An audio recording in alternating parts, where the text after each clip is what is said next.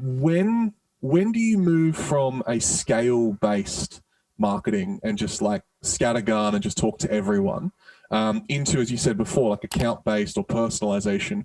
When does that switch need to happen? Or am I thinking about this entirely wrong?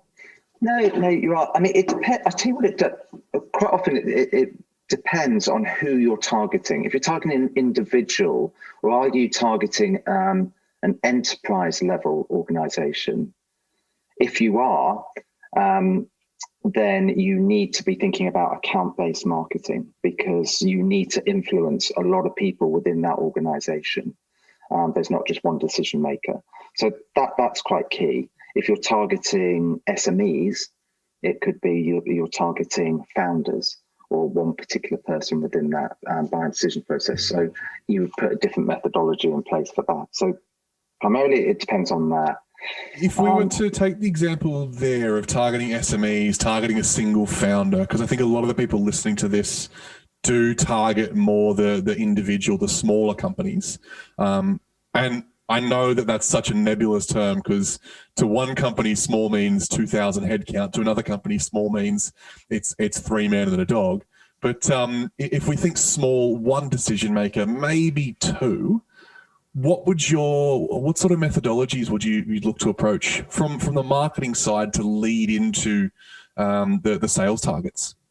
Okay, the first thing I'd like people to think about is Google's piece of research they did in 2011, 2012 called the Zero Moment of Truth.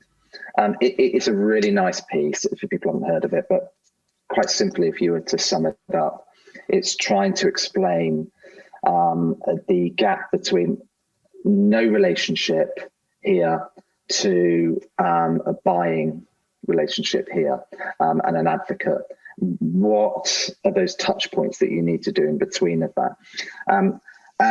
It's really good because it really explains quite a bit, because it effectively, they researched and analyzed billions of pieces of data to come out with the simple, I suppose the essence of it, which is it takes 11 touch points across 7 hours and 4 different destinations. So that in itself, if you think about it from that point of view, to get from no relationship to trusting and buying your product, you need to have engaged for at least 7 hours. That's a lot of content and a lot of touch points, and 11 different pieces of touch points.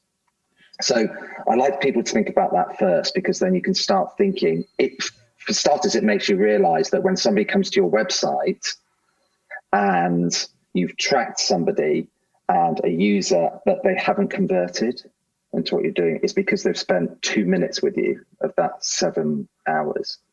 So there needs to be a lot of relationship building across lots of different platforms in order to get further down the sales process.